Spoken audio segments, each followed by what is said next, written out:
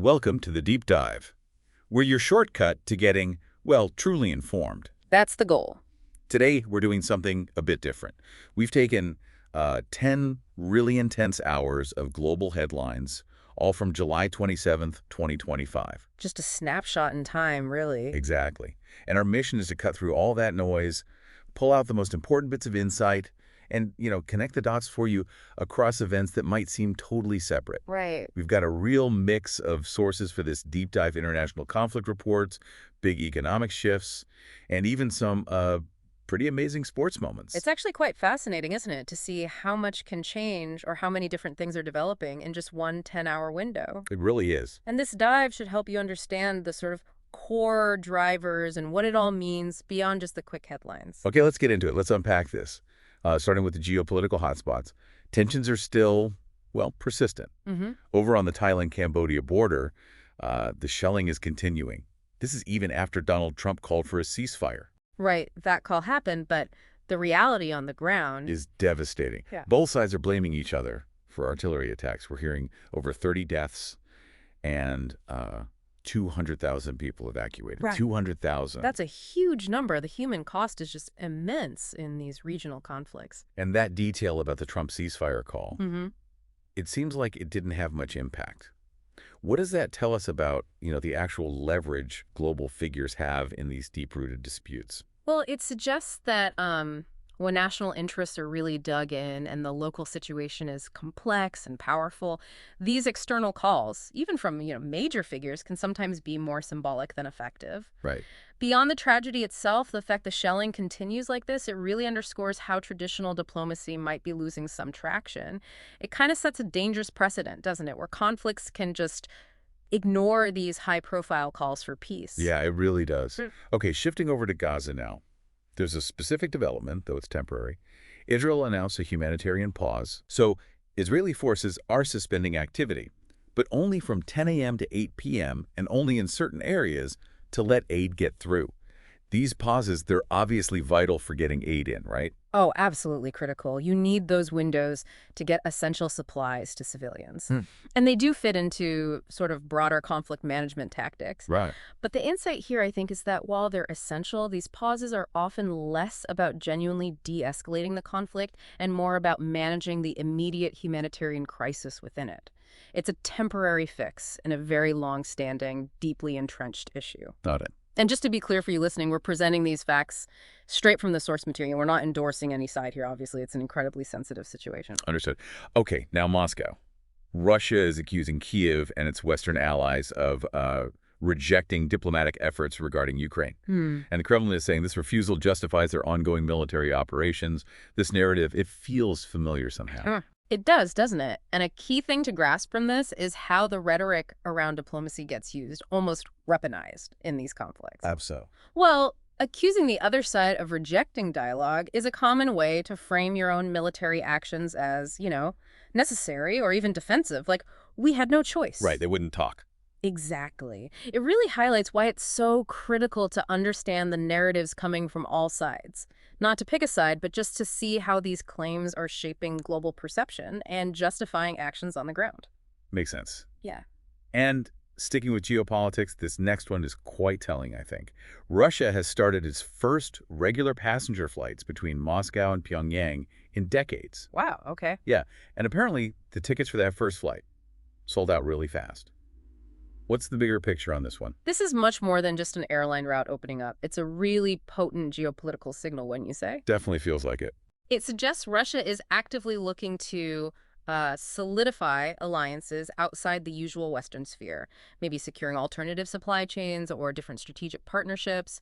And for North Korea, it's a potential economic lifeline. Bringing back direct travel after so long indicates a very deliberate move. It's about strengthening ties in what feels like a shifting global order. Raises questions about what this signals, doesn't it? It really does. Okay, let's shift gears now to economic signals and some unexpected impacts, too. Starting with China. Okay. Industrial profits there fell again in June, down 4.3% month on month. And this is happening amid steep producer deflation. That term, producer deflation, sounds important. Can you break down what that really means for China and maybe for the rest of us? Absolutely. So producer deflation basically means the prices factories are getting for their goods as they leave the gate, those prices are falling. Okay, so they're selling stuff for less. Exactly. Which means less revenue for the same amount of stuff produced. That squeezes profit margins for businesses, right? Then that can lead to them cutting back on investment, maybe even jobs. And for the wider economy. For China overall, it signals weaker demand, perhaps, or maybe they just have too much supply. And because China is so central to, global manufacturing and trade, those effects, those ripples can definitely be felt worldwide. It impacts supply chains, global commodity prices, all sorts of things. Right. Yeah. And this is interesting. Almost at the exact same time this is happening, we hear a high-level U.S. business delegation is heading to China this week. Oh, who is involved? Executives from places like FedEx, Boeing, Yeah. the U.S.-China Business Council. Mm-hmm. They're set to meet with Chinese officials. It seems like a contradiction, doesn't it? Economic headwinds, but top U.S. businesses are still going over. It's a fascinating juxtaposition, yeah. So what do these meetings signal about trade relations, especially with this economic backdrop? Well, I think this is a really critical point. Despite China's current challenges, the profit decline, the deflation we just talked about, this U.S. business visit, highlights that there are still ongoing, very pragmatic efforts to keep economic ties going, to keep the dialogue going. With all the political noise. Exactly. It suggests a recognition maybe that their economic fates are just so intertwined despite the tensions and the problems. It signals that, beneath the headlines, the drive for business opportunities and stability is still really powerful. What will come of these meetings is the big question, of course. Definitely one to watch. Yeah. Now, beyond market forces, China's also dealing with some devastating climate impacts. Heavy rain in northern China. Yeah, I saw reports on that. It's killed 2 people, forced thousands to relocate. Specifically, over 3,000 evacuated in Hebei province. Flash floods, rising dam levels. The immediate human cost is just awful, and it really underlines the huge challenges these extreme weather patterns are posing, not just there, but globally. It shows that even the biggest economies are increasingly vulnerable to environmental shifts. It makes things like infrastructure resilience, disaster preparedness. These become urgent global priorities, not just local problems. That's a great point. Okay, so while we've got these huge global shifts, geopolitics, economics, climate, climates, it's interesting that this same 10-hour window on July 27th also showed us a different kind of dynamism. Individuals pushing the absolute limits in sports, sometimes reflecting that same drive for breakthrough we see elsewhere. So let's lighten the mood a bit, spotlight some sports highlights from these hours. That's good. Okay, baseball first. Red Sox pitcher Garrett Crochet, apparently he was just lights out against the Dodgers, struck out 10 batters in only 6 innings, helped them get a 4-2 win. Wow, 10 strikeouts in 6 innings against the Dodgers. That's really something. It's that individual brilliance, isn't it? It just highlights the incredible skill, the precision, the dedication it takes to dominate at that level, especially against a top team. It reminds you that even in team sports, one person's mastery can totally change the game. Totally. And another baseball feat. Mariners catcher Cal Raleigh. He hit his 40th home run. It's not even August yet. 40 already? That's huge. Get this. He's the first catcher and the first switch hitter ever to hit 40 homers before August. And the Mariners are apparently closing in on their division lead. That combination, catcher and switch hitter, that's pretty unique for a record like this. It really is unique. What's fascinating there is how a player can just redefine what we think is possible for a position. Right. I mean, breaking records is always impressive, but for a catcher, think about the physical toll of that position and hitting from both sides of the plate.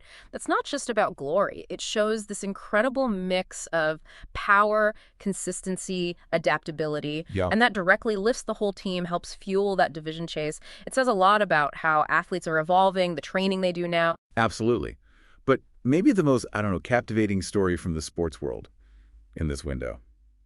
A 12-year-old swimmer, Yu Zidi from China, 12 years old, reached the 200-meter individual medley semifinals at her World Championships debut in Singapore. Goodness. That's extraordinary. To see talent like that on the world stage at that age.